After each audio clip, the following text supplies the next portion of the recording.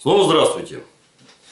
Значит, приходят вопросы, люди интересуются, спрашивают моим мнением на тему, что у нас с этим коронавирусом будет, какие тут прогнозы по нему будут и так далее и тому подобное. Значит, смотрите, практически всегда я, если что-то говорю, я абсолютно точно утверждаю, я потому что в этом уверен и так далее.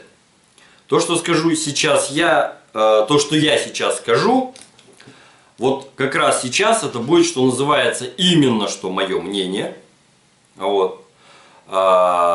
Не претендую на истину.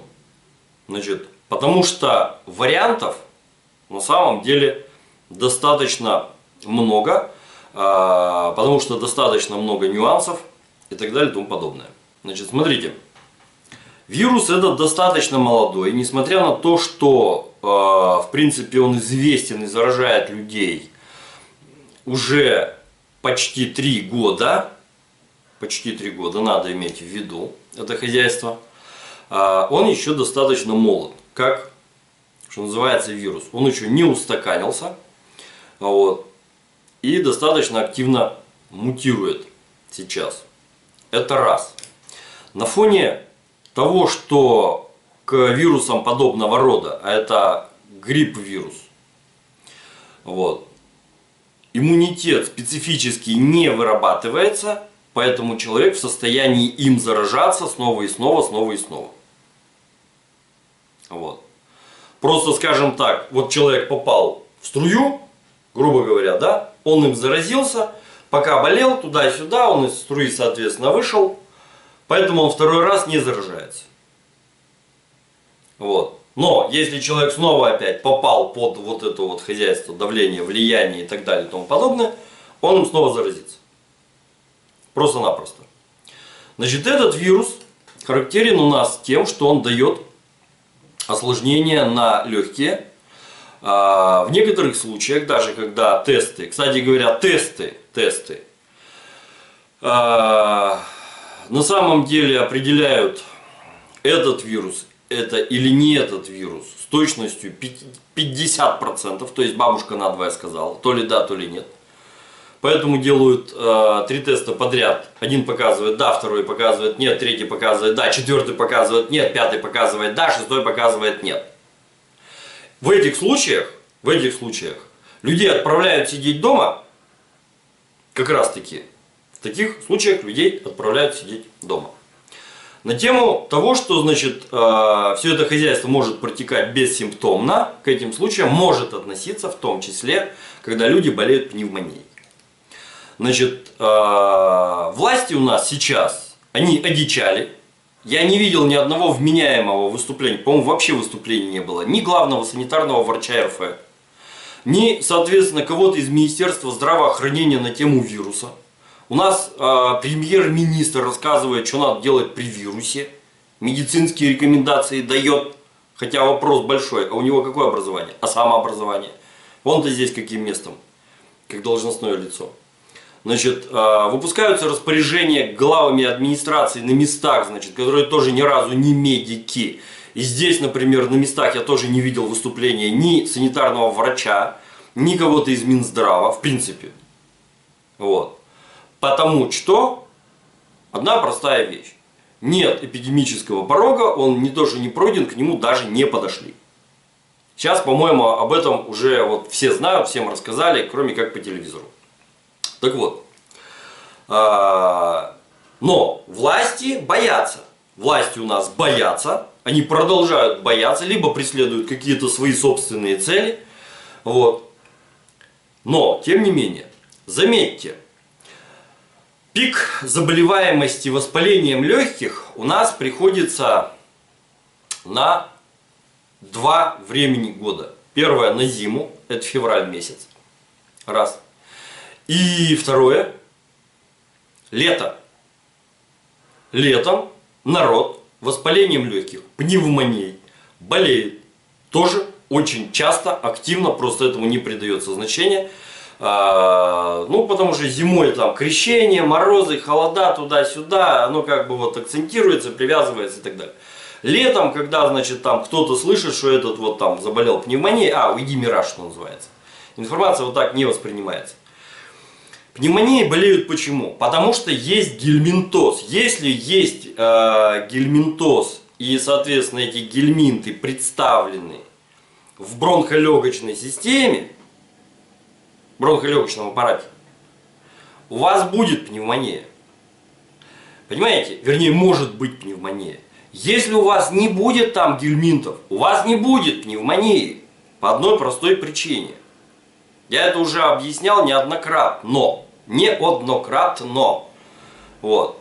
И все это хозяйство подтверждается, опять же, одной простой вещью. Те, кто, например, все-таки, прислушиваясь к моим советам, проходит какие-то дегельминтизационные мероприятия, хотя бы минимально достаточные, они перестают болеть бронхолегочными заболеваниями. Как минимум там на ближайший сезон. То есть, если весной люди проходят, летом мы не берем, соответственно, осенью они практически не болеют. Вот. Но такие люди обычно осенью повторяют все это дело. И, соответственно, зимой они не болеют. У них ни бронхитов не бывает, ничего подобного.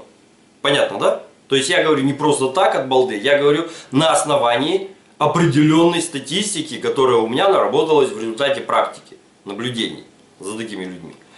Вот. То есть, так как про гельминтоз никто не рассказывает, так как акцентирование властей идет на коронавирус и заболеваемость пневмонией, а летом пневмония сейчас снова полезет, потому что у людей иммунитет упал, сейчас весной надо ходить, надо гулять, надо получать солнечные ванны. Значит, при движении, интенсивном физической нагрузке вырабатывается витамин ПП, противопелагрический. Вот. Он же никотиновая кислота. Понимаете? Вот. Это должна быть зелень, это должно быть солнце, это должно быть движение. Но всех заставляют сидеть дома и не двигаться. У людей стремительно падает иммунитет сейчас. Всем запретили ходить в парки. В парк-то нахрена? Почему в парк-то нельзя? Бред же собачий. Значит, разрешили старушкам ходить с палками этой скандинавской ходьбой, разрешили, значит, кому-то там делать пробежки вокруг дома, вот. Но при этом запрещают детям выходить на улицу. Каждый день обрабатывают детские площадки, но детям туда нельзя. Бред, дебилизм, никакая зарядка не в состоянии компенсировать вот это вот. Если ребенок 2 часа по улице носится, лазит там по этим лазалкам, по деревьям, в конце концов, носится, во что-то играет, никакая зарядка это дело не компенсирует. Особенно если время проведено на солнце. И никакой витамин D, в капельках не заменит тех витаминов, которые человек получает в результате от солнца. Понимаете? Нет таких витаминов, не синтезировали. Военные медики знают, что они есть, но эти витамины еще даже не синтезированы. Их в принципе нельзя купить. Понимаете? И кварцевая лампа вам не поможет в этом.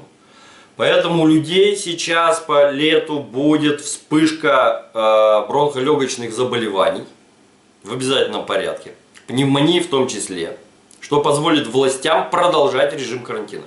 Вернее, даже это не карантин, это режим самоизоляции, который является незаконным. Так-то, на самом деле. Вот. Да. Значит, по осени, соответственно, если люди продолжат сидеть также дома все лето, у нас сейчас весна, у нас сейчас должна начинаться посевная кампания. По некоторым данным, посевная кампания, весенняя посевная кампания провалена. Потому что всех заставляют сидеть дома. Кстати говоря, то есть в результате всего этого хозяйства, в некоторых случаях, кстати говоря, те хозяйства, которые уже что-то выращивают, они не в состоянии сбывать свою продукцию. Они сейчас банкротятся, накрываются медным тазом. В результате этого хозяйства по осени нам грозит голод. Если никто у нас во власти сейчас не почешется на тему посевной кампании, а я напоминаю, вот в этих краях, где я, например, живу, у нас весна уже началась в полный рост. Сейчас надо считать, что у нас не апрель, а май. Потому что вот в мае начнется лето. Не весна, лето. И это лето закончится в июле. И начнется осень. Осень начнется не в сентябре, как все привыкли, а в июле начнется. Потому что уже, значит, в свое время, как они у нас называются, которые погодой заведуют, уже сказали, что климат, вот эти вот, как они, явления-то смены времен года, они уже сместились примерно на 4 недели, на 3-4 недели они смещены. Понимаете? Но это пока никто не учел. Еще. Вот. У нас же все по свистку. У нас же правительство может менять время восхода-захода солнца, то есть летнее время там назначать, зимнее время назначать. Туды сдвигать, сюды сдвигать. Вот, да.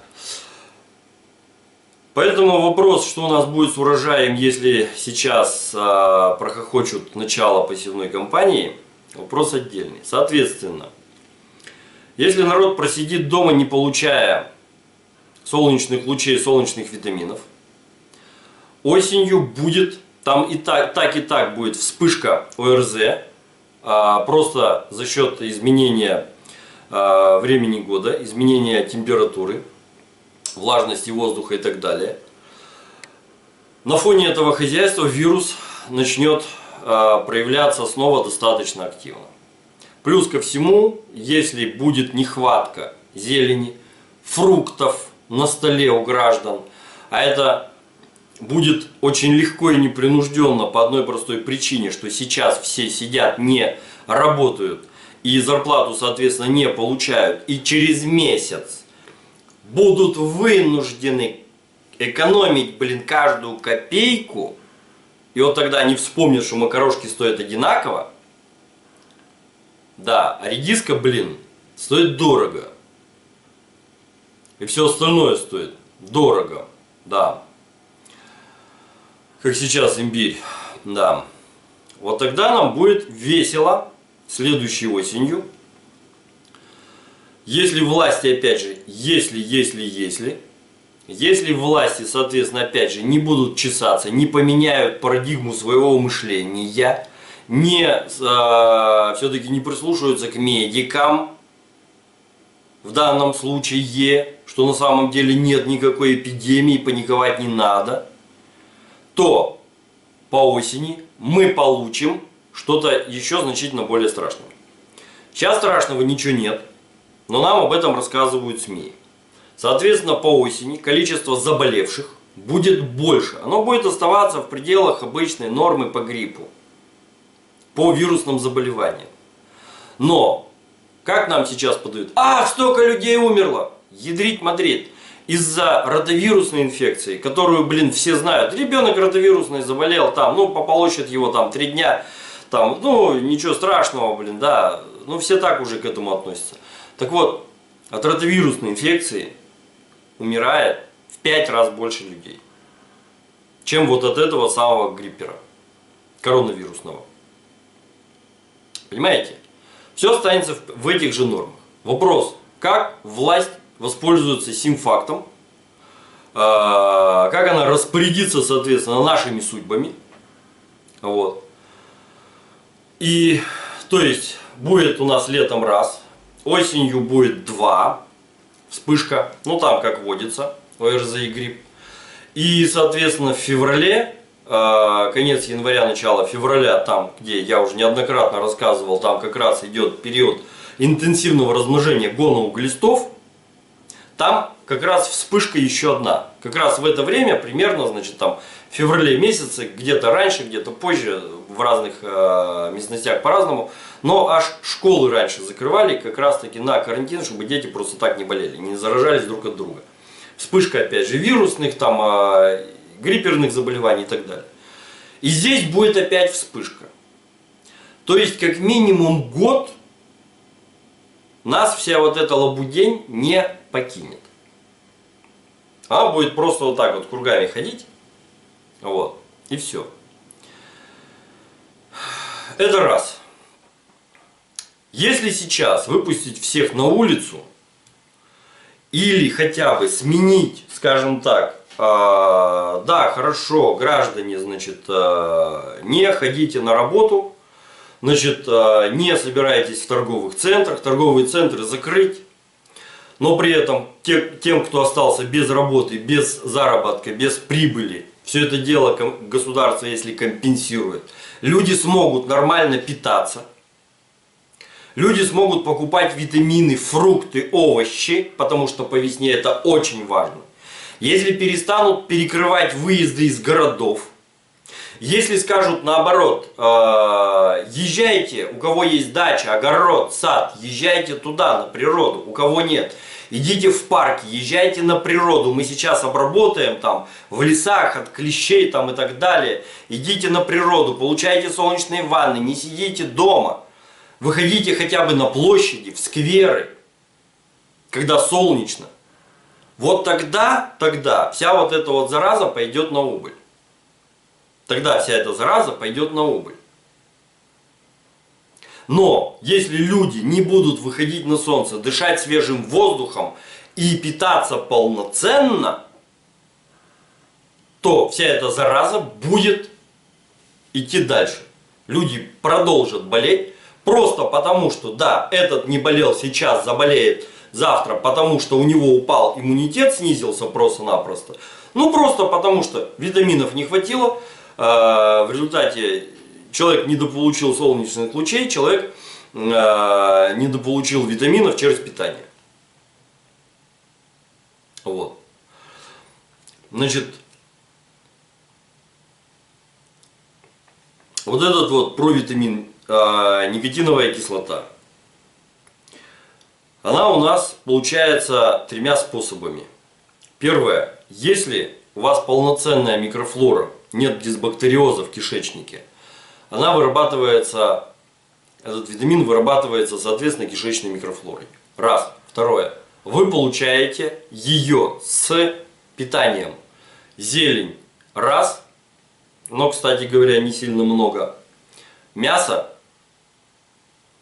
не сильно ужаренное 2.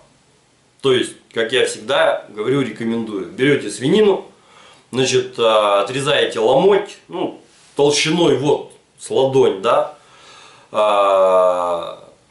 Все это хозяйство, соответственно, пожарили с одной стороны, пожарили с другой стороны на раскаленном масле, на раскаленной сковородке. Вот. Чтобы сочное было внутри, не ужаренное до сухаря. Вот. Плюс при интенсивном движении, когда вы двигаетесь, занимаетесь физическими нагрузками, у вас это вырабатывается в мышцах. Вот. Понятно, да? Если у человека нет заработка, он не в состоянии покупать себе мясо и готовить его таким образом, он не получает его из продуктов питания, получается этот витамин, не получает его в результате движения, потому что он сидит, у него нет физических нагрузок. Дома, блин, хоть по потолку бегай, но у тебя физических нагрузок таких не будет. Вот. Ну раз ты шкаф передвинул, ну два ты диван передвинул, потом придут соседи снизу и скажут, так, еще раз передвинешь, будешь нам оплачивать ремонт потолка заново. Так ведь оно происходит, да? Вот. Понимаете, такая вот штука-то. Такая вот штука. Поэтому мне, например, совершенно непонятны действия властей. На что они направлены. Такое ощущение, что они направлены не на здоровье граждан, а на достижение какого-то, я не знаю, социально-политического результата. Вот.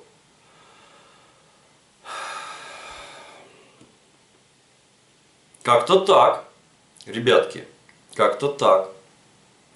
Понимаете, когда я читаю, значит, новости, и там написано, там штрафуют граждан, которые заявили о том, что направляются в места отдыха, ну, там, в парк, в лес, да, я откровенно не понимаю, почему человек поехал в лес, там, на своем автомобиле, он изолированный в этой капсуле, он едет в лес на природу, он там будет один, ну, или там со своей семьей.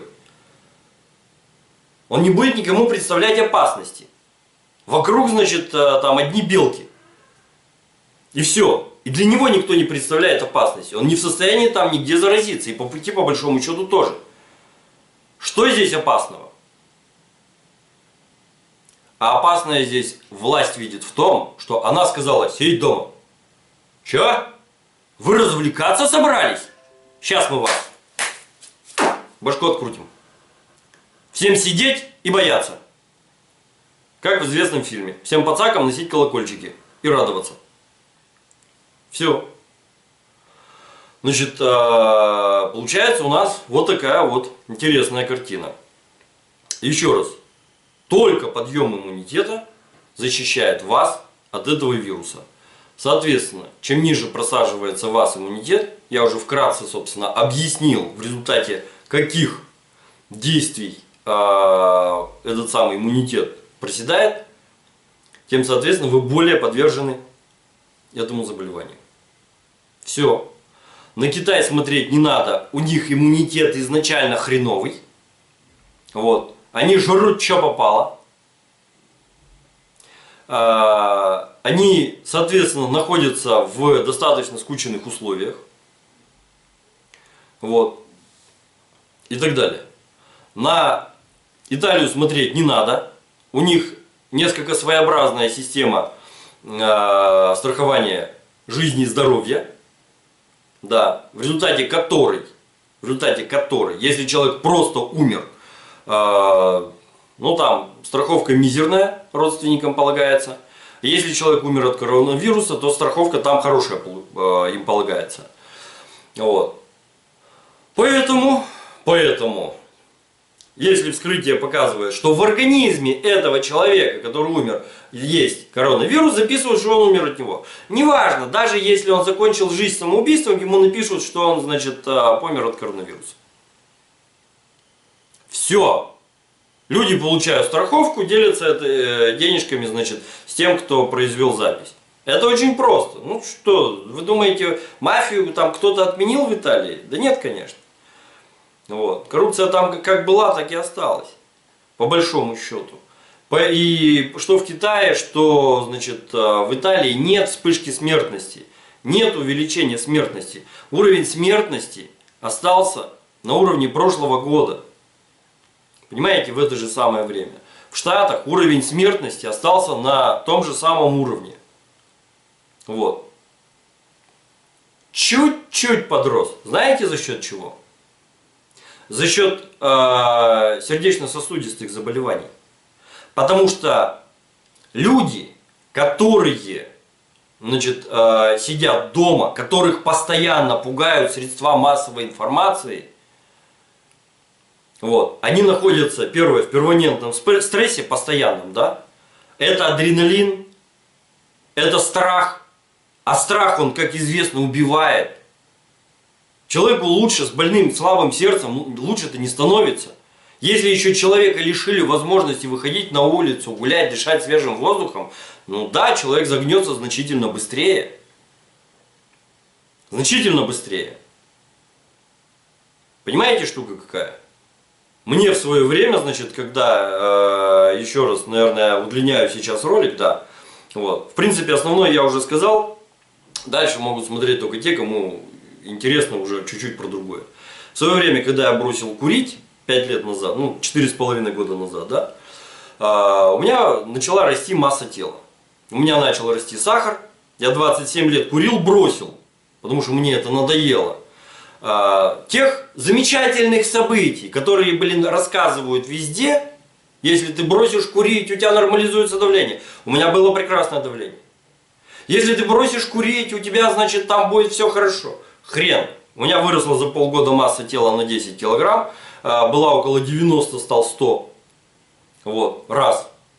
У меня начало сбоить сердце. Вот. У меня, значит, попер сахар. И за вторые полгода, значит, я добавил еще 10 килограмм. И, соответственно, значит, сердцем я вроде более-менее справился. Но, тем не менее, что-то там как-то оно было неладно. В конечном итоге, да, пошел к специалистам. Значит, что вы посмотрели там и так далее. Посмотрели на вот это вот все хозяйство. И сказали, ну, что, блин, тебе надо двигаться. Я говорю, там, что, в тренажерный зал, там, железо потягать. Не, это тебе не надо, говорит. Зачем? Тебе, говорит, надо просто двигаться. Если есть возможность, там, бегать трусцой, например, но с весом 110 килограмм, блин, бег это, как вам сказать, в общем, коленные, голеностопные суставы спасибо не скажут. Вот. Поэтому сказали для начала ходить, ходить, гулять, интенсивно, ходить. Очень хорошо, хожу. Но сейчас мне ходить, например, говорят, нельзя дома сидеть. Если ты будешь заниматься скандинавской ходьбой с палками, ну да, ты можешь из себя изображать идиота. Вот. Если ты собираешься бегать, ну да, бегай. Если ты собираешься просто ходить, нельзя дома сидеть. Это идиотизм абсолютный, на мой взгляд. Идиотизм. Понимаете? Ну, да. Здоровье у меня от сидения дома совершенно не улучшится. Вот. Если я буду сидеть дома. Да. По совету, опять же, не медиков, а каких-то лиц странных, которые вдруг решили, что мне и моим детям надо сидеть дома. И никуда не выходить. И не должны дышать свежим воздухом. И не должны находиться на солнце. И должны жить, блин, без зарплаты. Без денег, без ни хрена. А дети должны учиться без школы. Понимаете? Как-то так. Как-то так. Поэтому я вспоминаю, естественно, высказывание, значит, нашего Владимира Владимировича, нашего президента, который сказал, что надо отруливать от патернализма. Не надо, значит, надеяться на государство. И надо брать свою жизнь, судьбу в свои руки. Соответственно, значит, самостоятельно заботиться о своем будущем. Вот. Да. В данном случае я абсолютно с ним согласен. И напоминаю вам о том, что свою жизнь, судьбу, жизнь и судьбу своих детей, наше будущее общество, будущее нашего общества, значит, и наше будущее вообще, нам надо брать в свои руки и не ждать милостей от государства. Как-то так. Всем пока.